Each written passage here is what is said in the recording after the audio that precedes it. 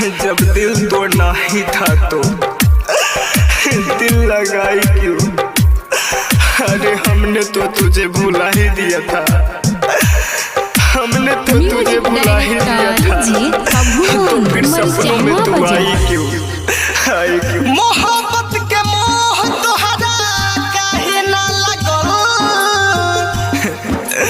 अरे पगली ऐसन जुदाई मिलल हो गइनी पागल।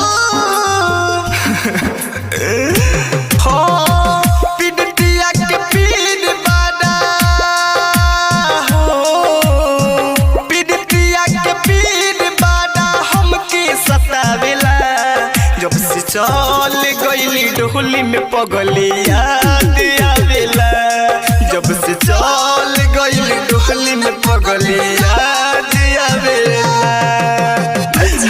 दिल लगा कर दिल दुखाया नहीं करते, दिल लगा कर दिल दुखाया नहीं करते, और हंसते हुए चेहरों को रुलाया नहीं करते, रुलाया नहीं करते।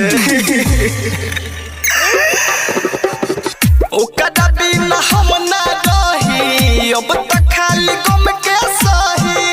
कितना तोहरा से बताई, मनवाला कता ना कहीं, थोड़ा भी नहीं समझी। ओकरा बिना हम ना रही, अब तक खाली गम के सही।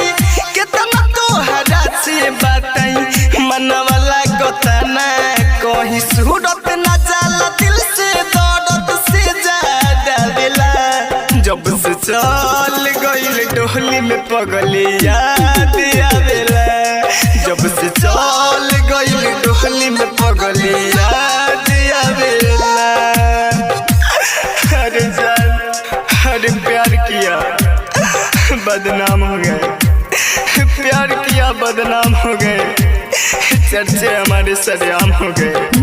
और जाने में दिल तोड़ा तो उस वक्त तोड़ा जब हम उनके प्यार के गुलाम हो गए। घुट गोलटन हो कहीं, कैसे जिंदगी अब बीती। प्यार के पहाड़ा बा लागल, तोहसे का कहीं ऋतिक। लग रहा है अब मरना ही पड़ेगा। घुट गोलटन हो कहीं, कैसे जिंदगी अब बीती। प्यार के पहाड़ा बा लागल, तोहसे का कहीं ऋतिक। मुहनी फमे गना थोड़ी देश तो से बतावेला। जब से चल गइली डोली में पगली याद आवेला। जब से चल गइली डोली में पगली याद आवेला। रवि डिजिटल रिकॉर्डिंग स्टूडियो गंगापी।